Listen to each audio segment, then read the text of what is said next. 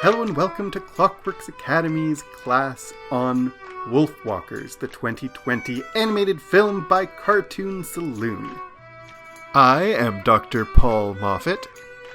Wolfwalkers is a movie about werewolves in Ireland, and this class is a part of a Medieval Werewolves course taught by me at Clockworks Academy.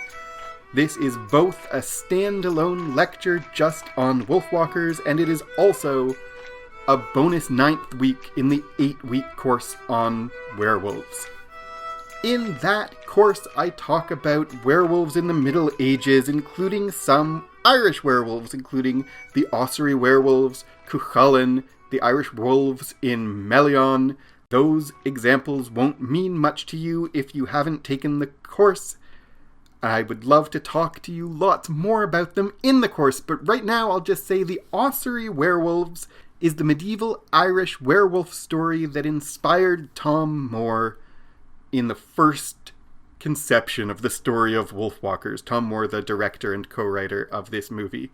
So I won't say more about the Ossory werewolves right now. There's lots interesting to say about them. Take the Medieval Werewolves course with me and we'll talk lots about it. I would love to see you there. No matter when you are watching this video, a class will be starting soon. For today, I'd like to start by talking a little bit about Wolfwalkers and Cartoon Saloon. We'll talk a little bit about the history that is behind Wolfwalkers, the revisionist history of Wolfwalkers. We'll talk a little bit about werewolves and difference. And we'll end by talking a little bit about the idea of doing things for someone else's own good. So if you're not familiar with Wolfwalkers, and I really recommend that you should be, and also, side note, probably you should watch it before you listen to this lecture, because I'm going to be talking all about it and giving spoilers and analyzing this movie. But it is a 2020 animated movie from Cartoon Saloon. Cartoon Saloon is an Irish animation studio. They produced The Secret of Kells, Song of the Sea. They produced as well as The Breadwinner. I can't recommend any of these movies highly enough. All of them are absolutely excellent, and if you haven't seen them all, go watch them all. But Wolfwalkers has been marketed as and is often conceived as the third in the Irish trilogy, or the Irish folklore trilogy, with Secret of Kells, Song of the Sea, and Wolfwalkers all being about Irish folklore in one way or in the other. The Secret of Kells is about the creation of the Book of Kells. Song of the Sea is about an Irish boy who learns that his sister is a Selkie. And Wolfwalkers is about an English girl and her father who have moved to Kilkenny, and she befriends a strange girl in the woods who turns out to be a wolfwalker, and she gets bitten and becomes a wolfwalker herself. And what a wolfwalker is in this film is a human who can transform into a wolf, or a wolf who can transform into a human. What a wolfwalker is, according to the rules of this film, is someone who is a human when they're awake and a wolf when they're asleep. And so the main character, Robin Goodfellow, an English girl in Ireland, gets bitten by a wolfwalker, and then when she falls asleep, she transforms into a wolf, and then that causes problems that the movie has to solve.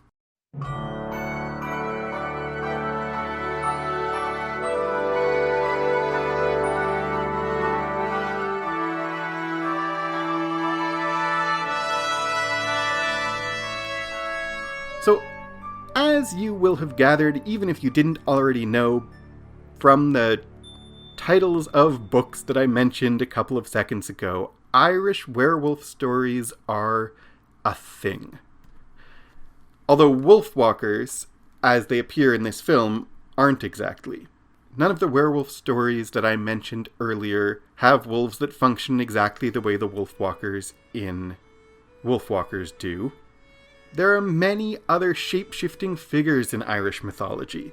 Irish mythology is complicated, and I am not going to go into all of it, but there are a few different pantheons in Irish mythology that are in conflict with each other, and mostly the preeminent pantheon in Irish mythology are the Tuatha Dé Danann. The Tuatha Dé Danann the phrase Tuatha Dé Danann is Irish. It means the people of the goddess Danu. That is, Tua means people, means like a group of people, the tribe, or the people of the goddess Danu. You might translate it the country, or kingdom. De means of the goddess. So Tuatha means people of the gods, or people of the goddess. And Danann means of Danu. So altogether, Tuatha Dé Danann means the people of the goddess Danu. Who's the goddess Danu? I don't know. As far as I know, we don't know. She's someone not recorded in literature, but who is part of Irish mythology, so she's not an actual character in any of the stories that are written down. The Tuatha Dé Danann in Irish mythology and folklore, depending on which stories you're reading and when, they sometimes act like gods, they sometimes are like fairies, and the Irish fairies, there's some ambiguity when you're talking about Irish fairies. Are you talking about the Tuatha Dé Danann? Are they a different thing? Depending on who's telling the story, there's overlap in how they're conceived. Wolfwalkers by Cartoon Saloon is the third in the so-called Irish mythology trilogy by Cartoon Saloon. The first Cartoon Saloon movie is The Secret of Kells, and Aisling from The Secret of Kells seems like a member of the Tuatha Dé Danann. She is never, in the actual movie, explicitly named as a Tuatha Dé Danann, but if you're familiar with Irish mythology, she fits in so many different ways what we would expect from a Tuatha Dé Danann. She also seems like a fairy, and that's not a coincidence. So Aisling in The Secret of Kells is capricious, she is childlike, she's powerful, but she's not the most powerful supernatural creature in the story. She lives in the woods, she has shape-shifting powers. So all of that points to both her being a member of the Tuatha Dé Danann, and it's also things that are associated with fairies. In the 12th century Britain lay Melion. I won't go into the whole story, but if you've taken the Werewolf course with me, you'll know the story. There is a character who is also not a fairy, but is very fairy-like. And it is significant that she's the King of Ireland's daughter. The Breton lay Melion. It is a 13th century story written in French and featuring a knight of King Arthur's court. And so it's set in England, it's written in Anglo-Norman, it's written in the kind of French that's read on the British Isles. And there's a character who is the daughter of the King of Ireland, who behaves very fairy-like. She appears in the middle of the woods, she entices the main character, who then reveals that he's a werewolf, and then she suddenly disappears without really any motivation. All of that is very fairy-like, and so fairies, again, both in The Secret of Kells and in a 12th century Breton lay, fairies are associated with Ireland, are associated with shape-shifting, are associated with, implicitly with the Tuatha Dé Danann. Aisling from The Secret of Kells is also a shapeshifter, as I said. So she transforms into a wolf. Here in The Secret of Kells, early on in the movie The Secret of Kells, Aisling transforms into a wolf.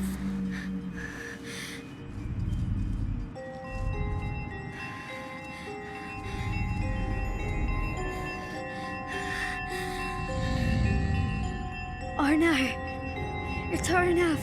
Is this your pet? Ooh. And the wolves in The Secret of Kells, not only Aisling, but the other wolves in The Secret of Kells behave very much like the wolves in Wolfwalkers.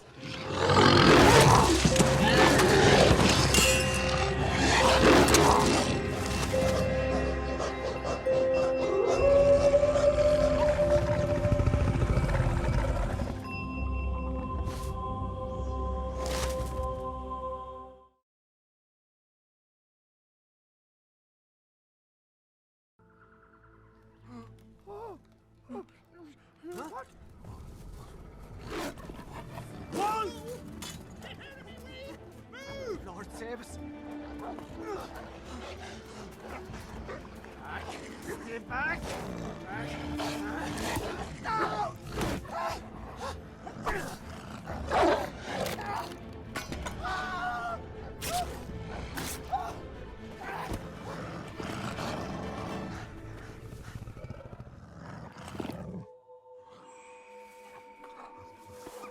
So we see in Wolfwalkers a development of ideas that are already present in The Secret of Kells. Aisling, in other words, is not a Wolfwalker, as Wolfwalker is defined by the movie Wolfwalkers, but she feels like one. She transforms into a wolf, she has power over wolves, the wolves obey her, she's somewhere in between human and supernatural, she appears to be human for most of the movie, but isn't quite.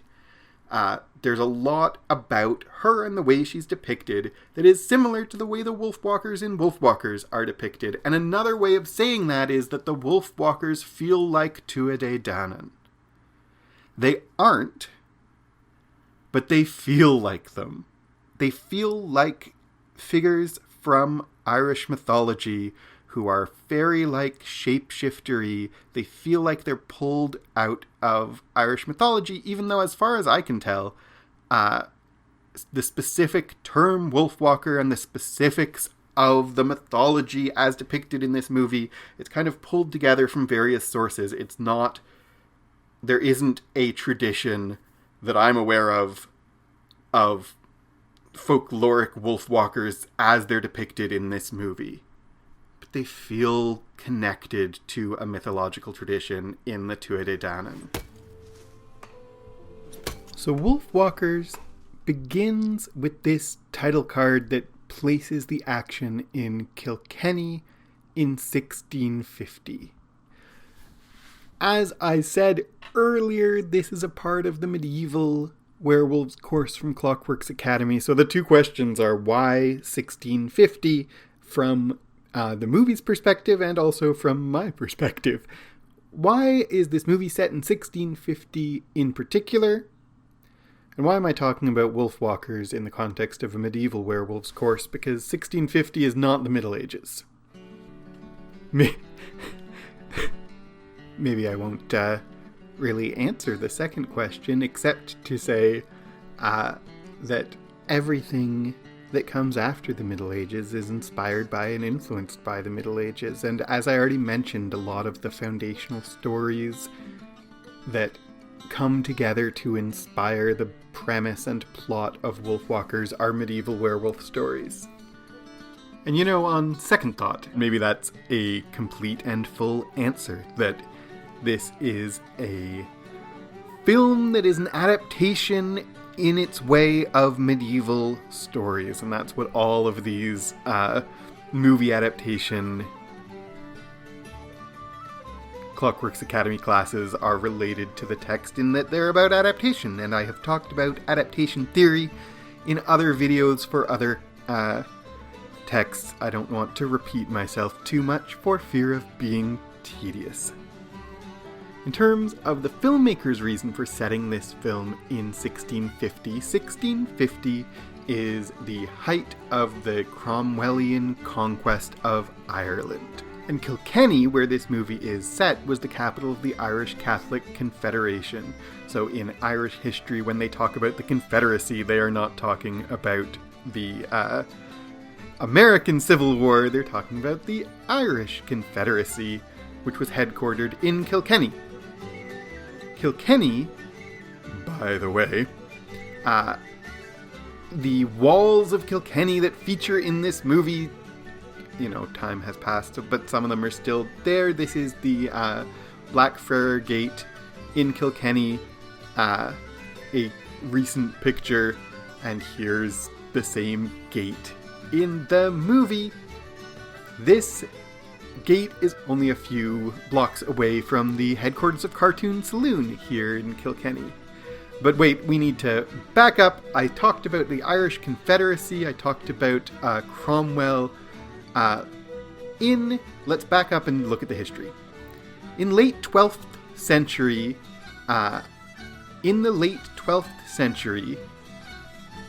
Anglo-Normans invaded Ireland.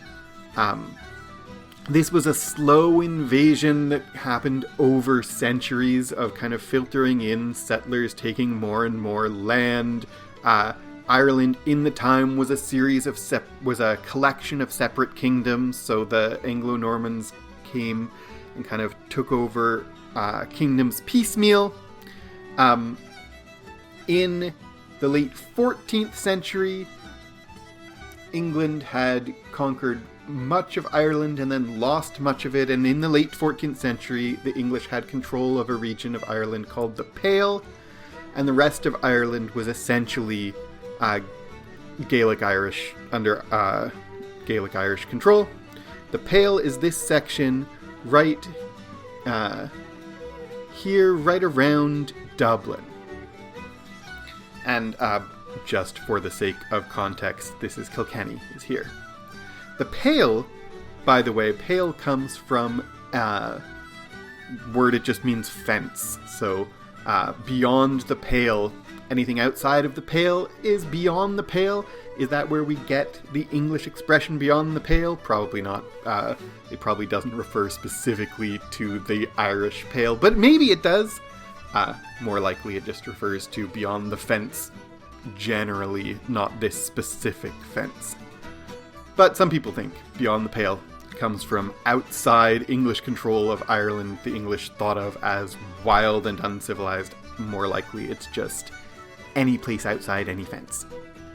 Anyway, in the 16th century, the Tudors decided to reconquer Ireland. Henry VIII and Queen Elizabeth and eventually James I finished this 60-year reconquest of Ireland.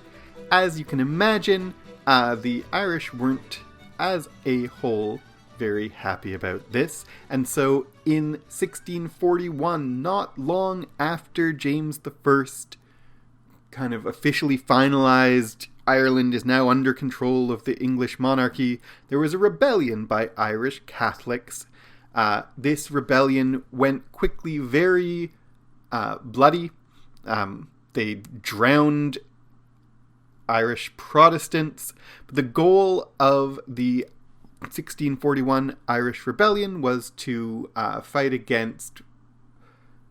protest anti-Catholic attitudes, but also to fight for increased home rule in Ireland.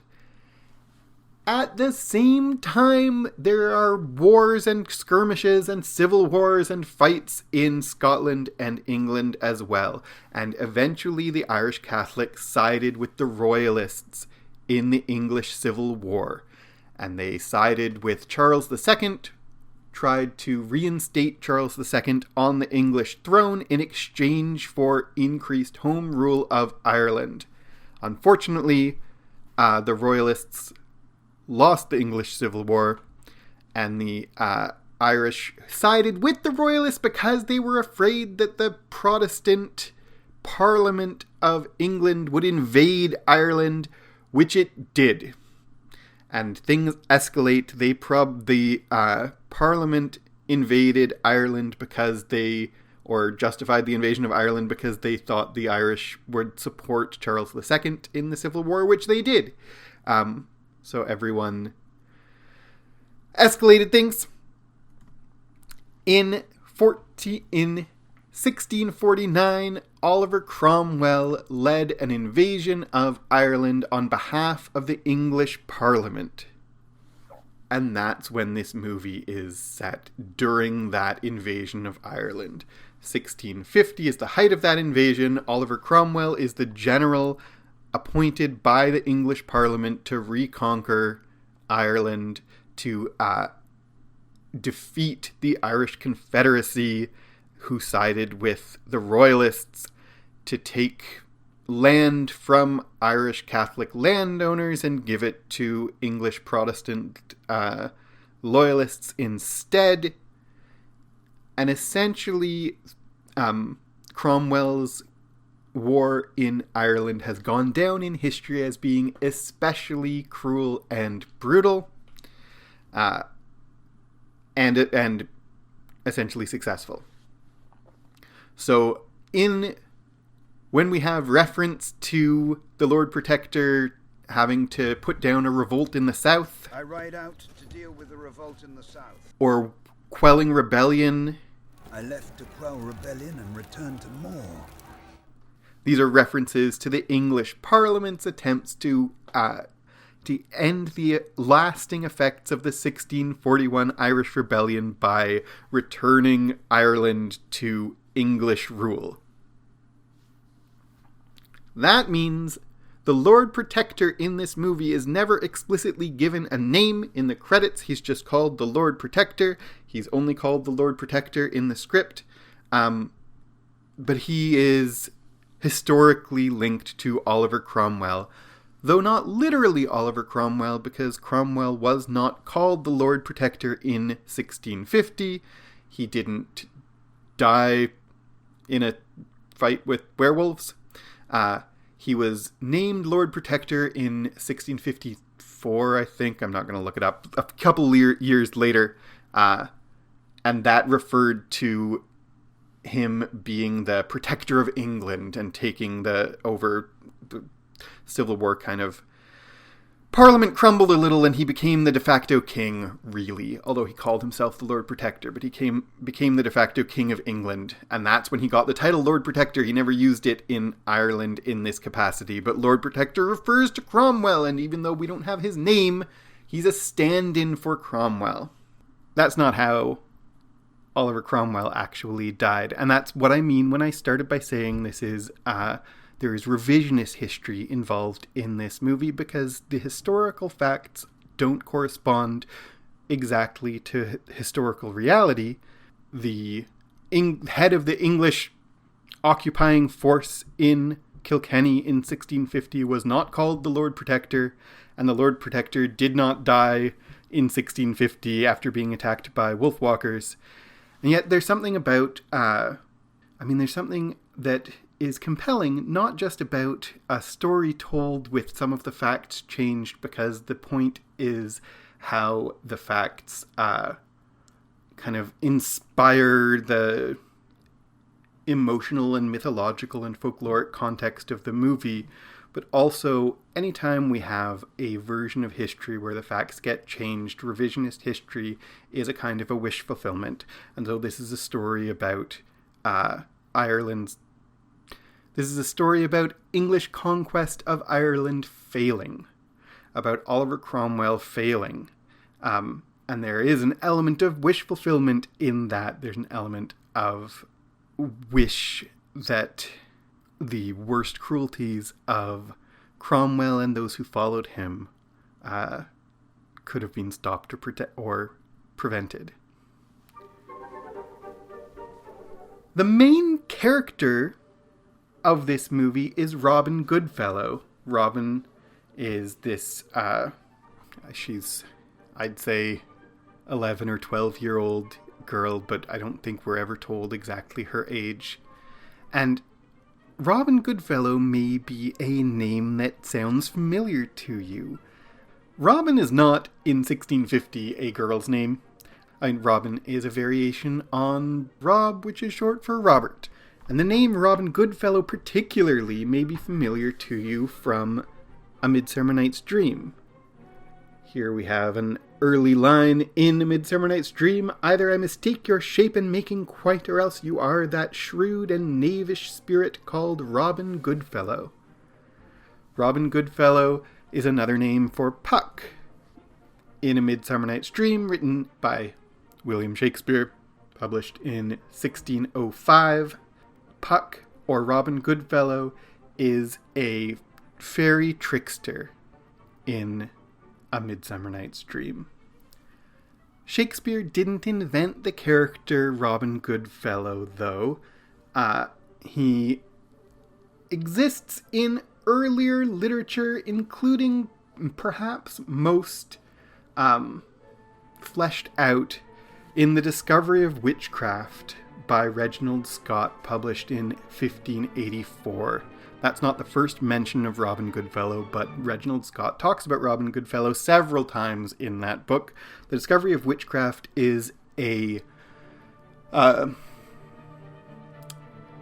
It is a fairly skeptical account of witchcraft for a Protestant audience that argues that fairies and witches it is all just sleight of hand and chicanery, and Scott wants his readers to recognize that there's no such thing as witches and fairies, and that he particularly is very critical of the Catholic tradition of being paranoid about witches and pagan magic.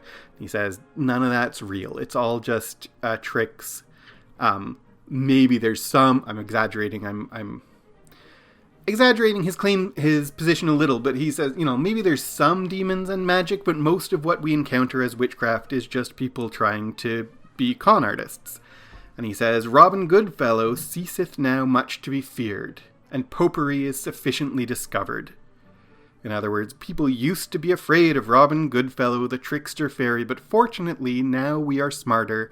People aren't afraid of Robin Goodfellow the way there used to be, and popery is sufficiently discovered. In other words, Catholic superstition. We don't really buy it anymore in our enlightened age of 1584. And the point here, really, of bringing up Reginald Scott and the Discovery of Witchcraft is that he mentions Robin Goodfellow as a mythological or folkloric figure who we're not really scared of anymore. So he alludes to this whole history of Robin Goodfellow as a boogeyman, as a trickster fairy that people used to be afraid of but aren't anymore. In some sense, so both Reginald Scott's Discovery of Witchcraft and Shakespeare's Midsummer Night's Dream would both be out and known in 1650 when this story ostensibly takes place. But in some of the stories of Robin Goodfellow, the fairy jester, he's a changeling. That is, he used to be a human, and then he was abducted by Oberon, the king of the fairies, and raised as a fairy, and that's how he becomes a fairy in the first place. And in that sense, Wolfwalkers is an origin story for Robin Goodfellow. This is where I'm getting with all of this. That the main character, Robin, is Robin Goodfellow particularly. And in this movie, she goes from being a human girl to being a fairy girl. She's a girl instead of a boy, and we'll maybe talk about that a little bit before we're done today. But this is, in one sense, reframing the story of Robin Goodfellow being a human child abducted by fairies and turning it into a human child going willingly with Wolfwalkers to become Wild Wolfwalker 2. But it's the same direction. If she goes from being a human girl to being a supernatural Wolfwalker fairy to a Dedanan-ish, hard to pin down exactly. As I said before, there's fairyish elements, in any case, to the Wolfwalkers. I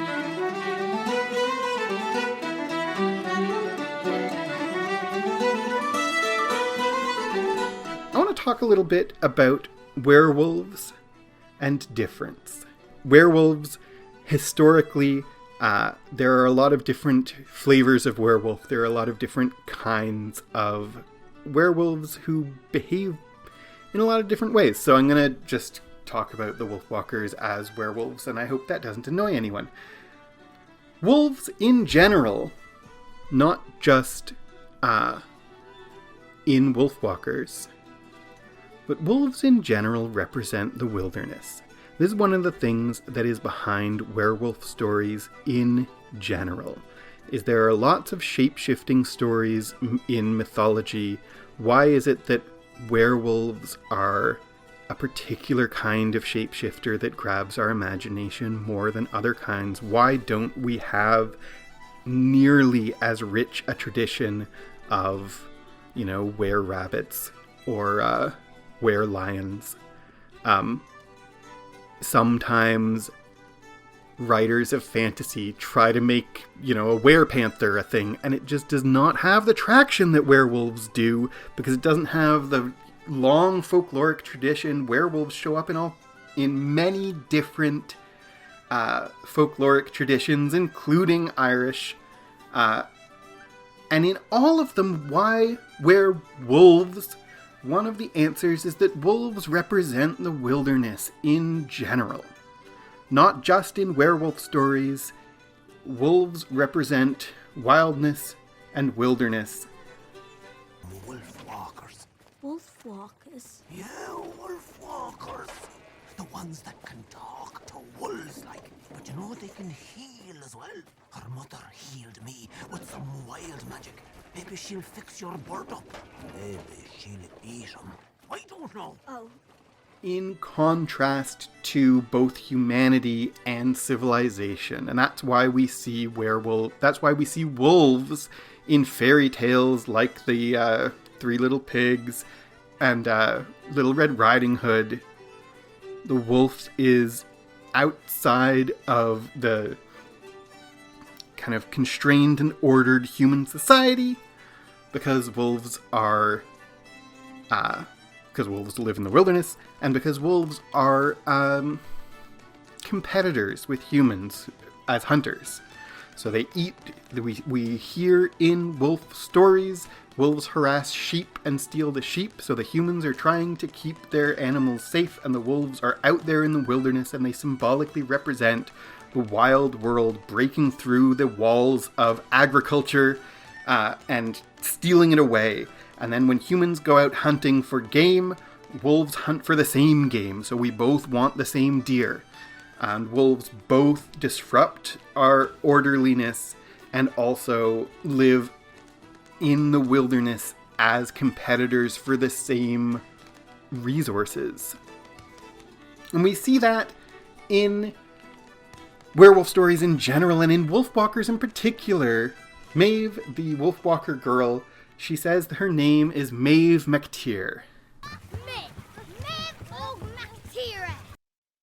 MacTeer is Irish, unsurprisingly. It's Irish for wolf. If you know a little bit of Irish, you know her name just means Maeve Wolf. And MacTeer means wolf. MacTeer is itself a euphemism, as lots of words for predators are euphemisms in lots of languages, by the way. Incidentally, this has nothing to do with wolves, but the English word bear probably is a euphemism itself. It probably means brown one, and you would talk about the brown animal because you don't want to actually say the name of the bear for fear of summoning it. And something similar happened in early Irish, that the word for wolf isn't wolf, it's MacTeer, Mac, son of. This is a prefix you are probably familiar with. Mac means son of in Irish, and Tear means the country, or as opposed to the city, or the earth, the land as opposed to the sea. Tire is the genitive form of Tyr, by the way, so Tyr, land, Tire, of the land. Ug that in the middle means young, so Maeve Ug MacTire, Maeve the young wolf. And that Maeve is probably an allusion to an legendary Irish warrior queen. So, MacTeer, wolf, son of the land.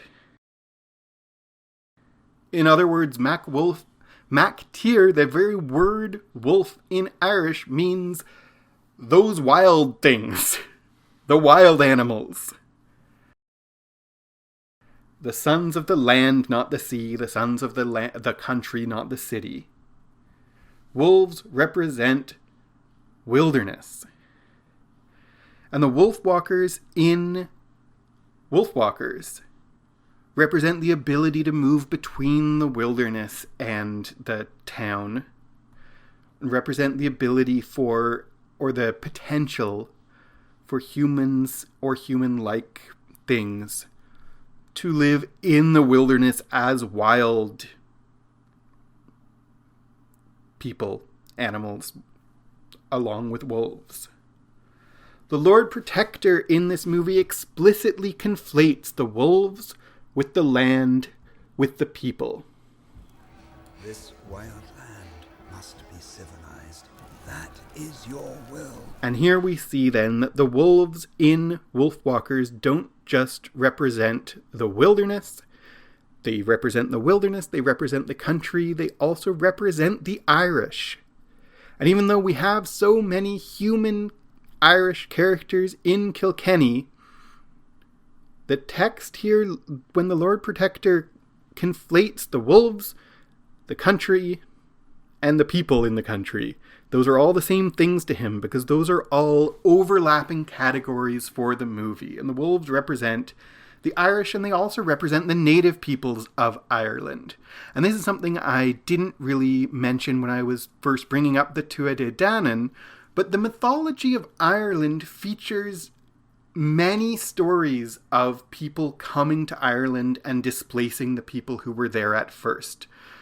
The Tuatha Dé Danann in Irish mythology are kind of supplanted or replaced by the Milesians, who represent the Irish people. They're humans. They're not a supernatural race.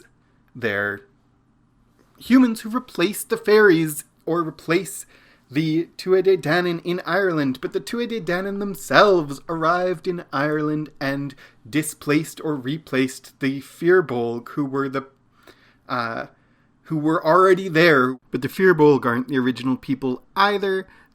They are replacing another people who are replacing another, and the mythology tells of 6 settlements of Ireland.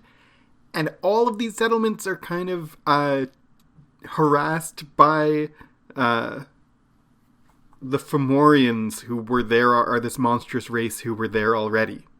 And all these mythological people, we don't have to know about them, and, frankly, my specialty is Middle English, so early Irish folklore is not my specialization, and I may be getting this a little bit muddy, but the point that I'm just driving at is that in Irish mythology there are waves of settlers that replace each other and are in conflict with each other, and the Tuatha Dé Danann aren't the first people of Ireland or the last people of Ireland, and the current Irish,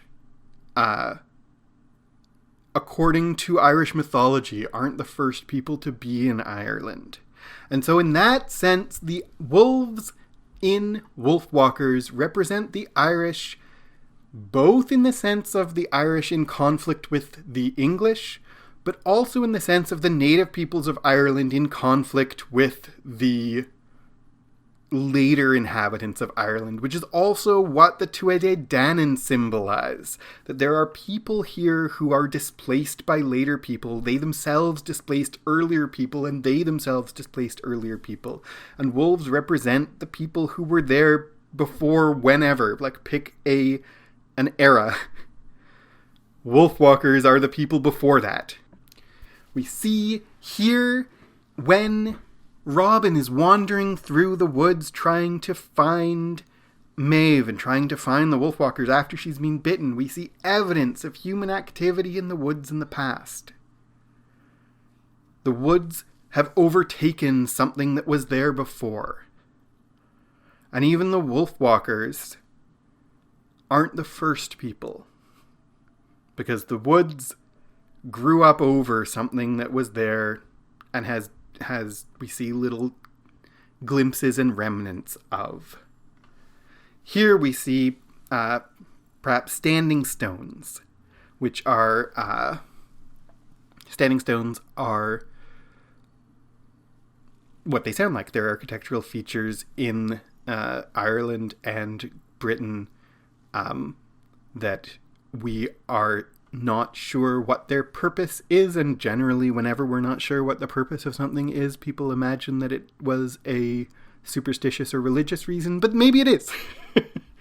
Standing stones are these stones standing in Ireland and Scotland especially, but also in England and Wales, and they aren't natural. They couldn't have stood up like that by themselves, so someone at some point stood them up like that for some reason. And they may have had some ritual purpose, or they may have had a practical, be timekeeping device or who knows for sure. But the point is, here in Wolfwalkers, there's evidence of something before the settlement in Kilkenny, which is before Cromwell and the English invasion, but also before the Wolfwalkers, because I don't think Maeve and her mother put up those standing stones. We see the etchings on their cave that suggest that they have been there, or people like them have been there a long time.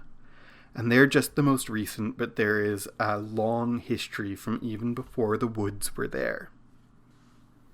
There's a conflation in this movie, as there was historically, by Protestants, and we see it in the Discovery of Witchcraft. There's a conflation of nature and pre-Christian religion or superstition or folklore or mythology, depending on who you ask and who you're talking to. And so the wolves represent, the Wolfwalkers represent the overlapping categories of nature and magic. And we see in this movie that the Lord Protector wants to burn the forest down to stamp out magic and wildness.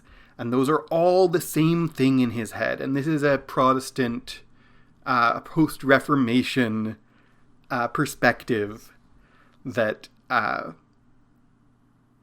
what God wants out of Christians, what God wants out of the world is order. And the way to establish order is to control the world around us, and nature is an enemy in that sense. This is in contrast to a Catholic perspective of nature as being inhabited by God's incarnation, or to a non-Christian perspective of which there are many, but a pre-Christian Irish perspective of nature as being the site of magic, which is part of why Protestants associate nature with magic. We see that, though, that's all kind of both on the surface and in the subtext of the Wolfwalkers throughout Wolfwalkers, but we see it in the way that Robin mentions all the different kinds of Bears, dragons even. magical or fantastic creatures that she expects to find outside of the walls. I see giants, meet witches who cast spells, find mermaids, and selkies even. And there are supernatural creatures outside of the walls. She says that they'll find dragons and selkies even. That throwaway line, selkies even, is a quick allusion to Song of the Sea, which features a selkie.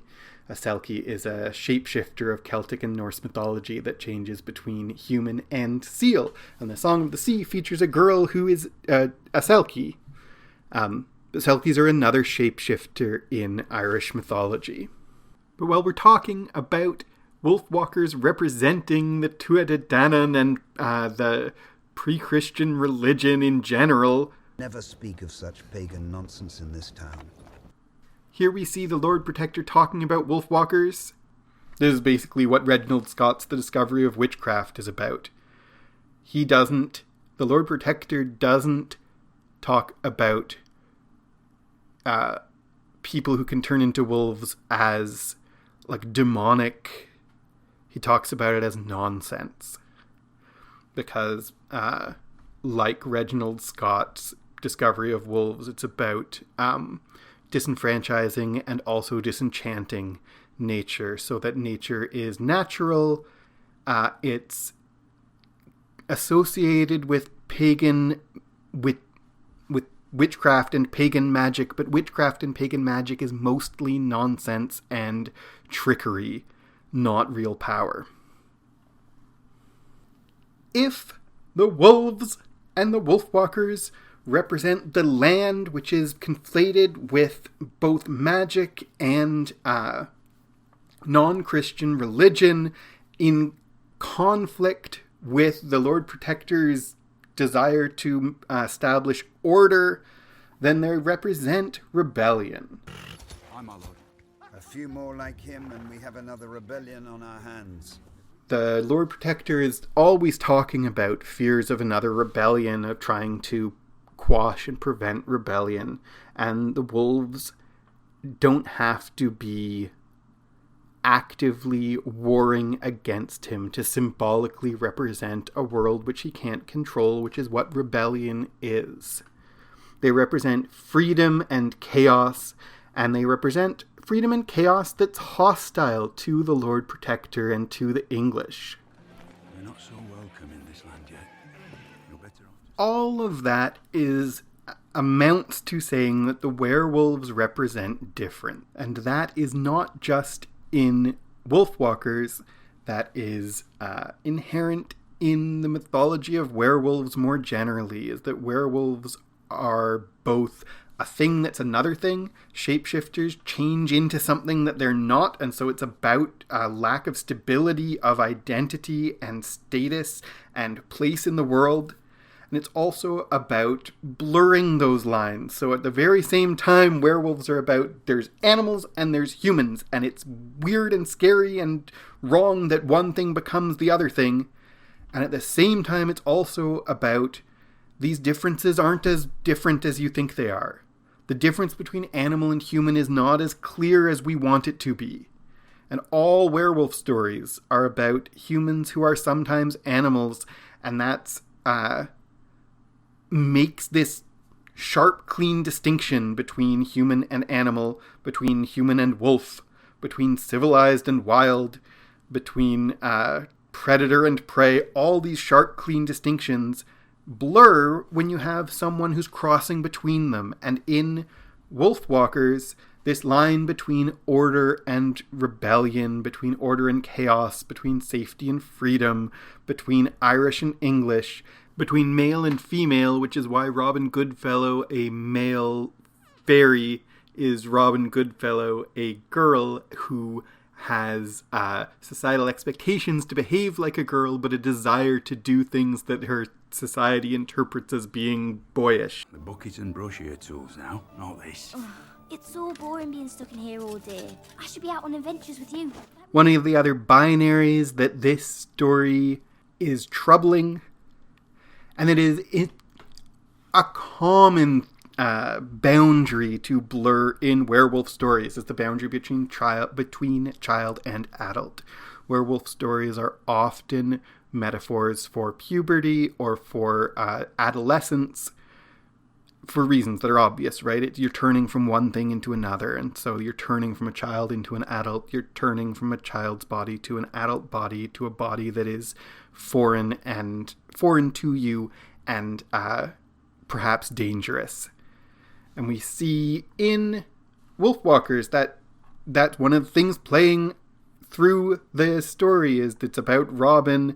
Her father wants to keep her safe and protect her, but he can't do that while also allowing her to grow into adulthood, which she's going to do one way or the other. So he wants...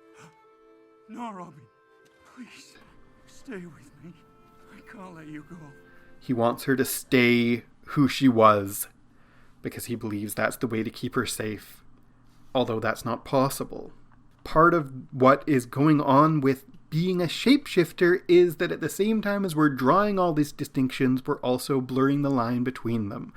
So there's a distinction between English and Irish in this movie, and the Wolfwalkers represent Ireland in rebellion and conflict with English kind of attempt at subjugation. But Robin, as an English girl who becomes a Wolfwalker, represents that those boundary lines are permeable, and that an English girl can become an Irish girl. That a city-towny girl can become a wild girl.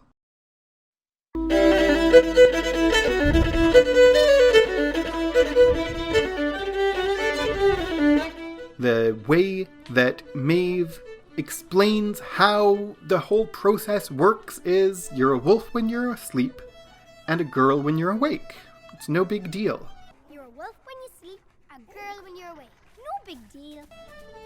There's a few things to point out about that. One is that sleep is another one of these liminal spaces, these border lines, and the very mechanism here of you're a wolf when you're asleep, so that you're not asleep when you're asleep. So these border lines between asleep and awake get blurred immediately by the mechanism of how werewolves work in this. Other thing, though, and the other thing is that it's no big deal. That part of the concept of Wolfwalkers is that blurring these border lines is not a big deal. That's why Oliver Cromwell, or that's why the Lord Protector is so against it, because he thinks blurring border lines is a big deal. That the border lines that divide the world, it is important that they be clear and distinct. And blurring those lines is bad. And Maeve's perspective is that it's not a big deal. This mechanism, though, of wolf when you're asleep, a girl when you're awake, this is not original to Wolfwalkers. This is another feature of medieval werewolves. Here, this is an excerpt from the writings of Bishop Patrick. And when I say Bishop Patrick, that is not St. Patrick. 500 years later than St. Patrick or so, there is another Patrick. Bishop Patrick, different person from St. Patrick. He is a Bishop of Dublin. He wrote De Mirabilibus Hiberniae, On the Wonders of Ireland. And one of the sections of On the Wonders of Ireland is De Hominibus qui severunt in lupos, or of the men who turn themselves into wolves. There are, this is only one of many texts about weird things that happen in weird places. And so he's writing of the miracles of Ireland for not an Irish audience, about how Ireland is a wild place with wild magic, and he talks about men who turn themselves into wolves. And what he says is, whensoever they will, they can speedily turn themselves into the form of wolves and rend flesh with wicked teeth. But whilst they act thus, they leave their true bodies, and give orders to their women not to move them. That sounds extremely familiar to how the mechanism of the Wolfwalkers works in this film. Bishop Patrick writes that these are men of the Scottish race. So it's in Ireland, but they're of the Scottish race. It is not clear exactly what that means, because the distinctions between peoples, especially when it's being written from an external perspective, it's being written not by these people, but about them, they're a little wishy-washy, and the Scottish race might just mean Celts, very broadly. He goes on to say that often they're seen slaying sheep that moan in pain. But when men raise the hue and cry or scare them with staves and swords, they take flight like true wolves. And that's exactly what we see happening right at the beginning of Wolfwalkers. The wolves are harassing sheep, and when men fight against them, they flee. Also in the writings of Bishop Patrick, if any man harm them or any wound pierce their flesh, the wounds can be plainly seen in their own bodies. So this mechanism that when Bill Goodfellow's wolf self is wounded, the wound appears on his human body. Thus their true companions can see the raw flesh in their jaws. Of their true body we all wonder at the sight. The raw flesh in the jaws of their true body brings up the question that is always behind werewolf stories. Are these humans in wolf form, or are these wolves in human form? Which one is the true body? And the Latin of Bishop Patrick is unclear. The title of the section of Men Who Turn Themselves into Wolves implies that they're men who turn themselves into wolves. But the context there of meat in the jaws of their true body, does that mean the wolf body is their true body? And here in Wolfwalkers, are these humans in wolf form or wolves in human form? let's talk about doing things for other people's good in this movie. Throughout, this movie contrasts safety with freedom. And that's why we see so much emphasis on following the rules, on doing as you're told. The rules, or you will never see your father again. Listen to me. We must follow our orders if we are to stay together. You must do as you're told, my girl. And what, especially in the character of Bill Goodfellow, we see him attempting to navigate safety and freedom. He wants to give his daughter safety and is not capable of doing so. And in exchange for not giving her safety, he takes away her freedom because he is afraid. I'm afraid. Father? I won't be here to protect you forever. I'm so afraid that one day you will end up in a cage. I mean, he's afraid that she will lose her freedom. And so the paradox is that he takes away her freedom in order to maintain it. He takes away her freedom to maintain her safety, but what he is afraid of is the lack of safety will take away her freedom.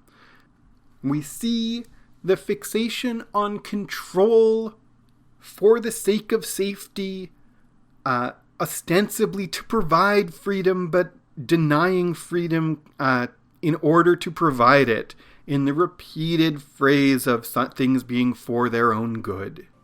It's for your own good. It's for your own good, lass. This is for your own good. I'm sorry. We see Goodfellow thinks of the rules that he makes for Robin as being for her own good. Robin thinks of confining Maeve as being for her own good. We see the Lord Protector's relationship to Ireland he believes is for their own good. From his perspective, his relationship to Ireland is not antagonistic. He wants the people to be safe and happy and good. And he's going to make them good for their own good. And we see that mirrored from the Lord Protector to Bill Goodfellow to Robin and her relationship with Maeve. And the movie repeatedly presents us with the alternative that freedom is preferable even if it isn't safe. We see there's a almost throwaway line here about different understandings of how to be good. Now then, be good.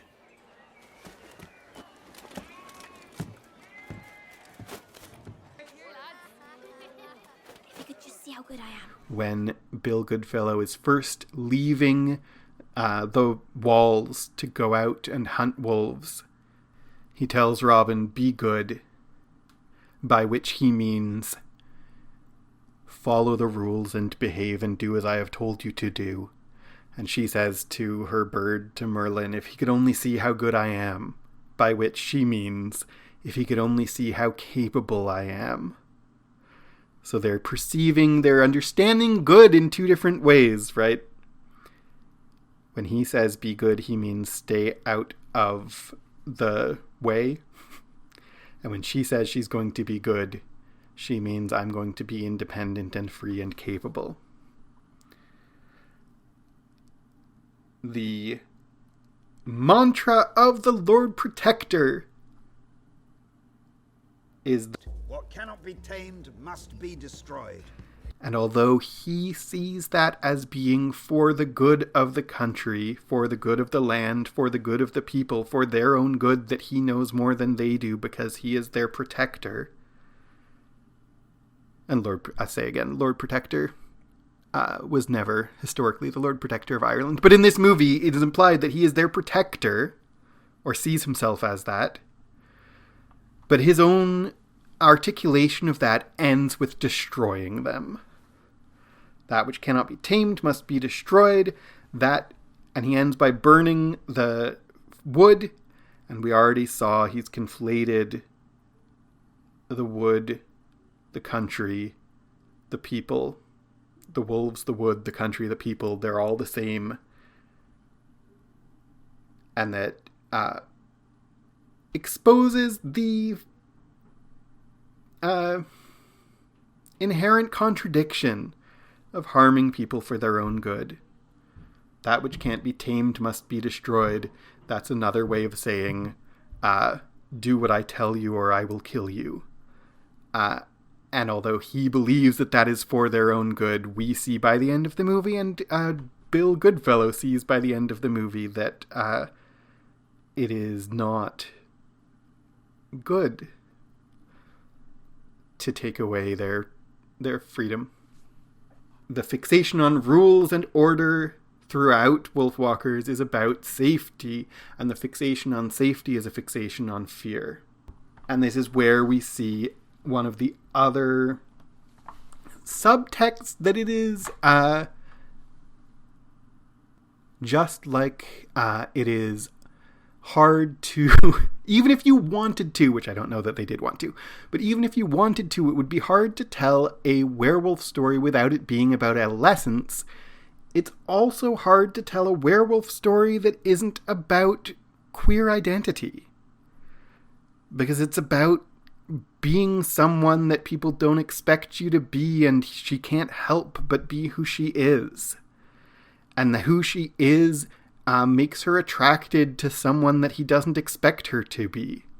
And this is their children. It makes me a little uncomfortable to overly sexualize their relationship, because they are children and they are, it is a friendship.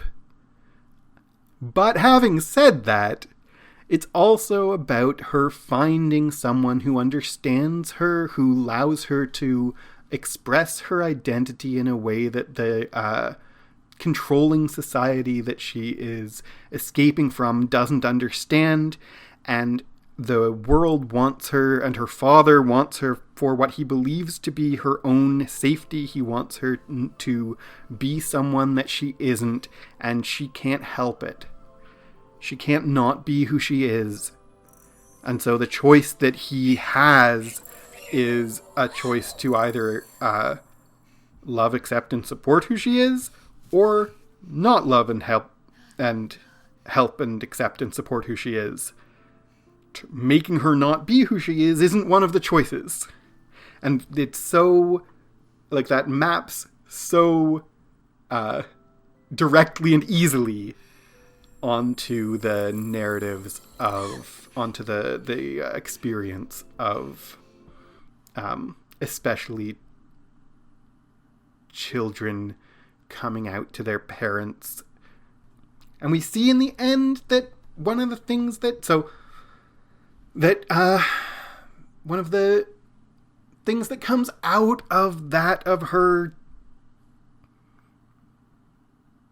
being who she is by the end of the movie, is that she finds Maeve, and now there's two of them. There's two of us now. And this is a line that comes up twice in the movie. There's two of us now.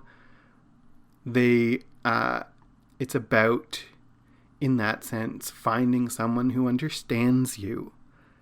And that means finding someone who is like you, so that neither Maeve nor Robin are so alone. And Maeve has been alone as a wolfwalker, and Robin has been alone as a girl in Kilkenny in 1650 who wants adventure. She doesn't want to be who the world wants her to be, and she can't be who she isn't, even if she wants to. And in Maeve, they each find someone who understands them and is like them, and there's two of them now. There's more to say about Wolfwalkers. I'm tempted to ramble a bit, but I'm not going to allow myself to go off on too many more tangents from my original plan. I want to say thank you so very much to Cartoon Saloon for providing me with the clips from this movie and being so unnecessarily friendly and helpful. I appreciate it so very much. Thank you. If you have questions about any of the things that I've said, you can email me, paul@clockworksacademy.com. You can find me on Twitter @DrMoffat. You can find the courses coming up at clockworksacademy.com. There's a calendar there that'll tell you what's coming up next.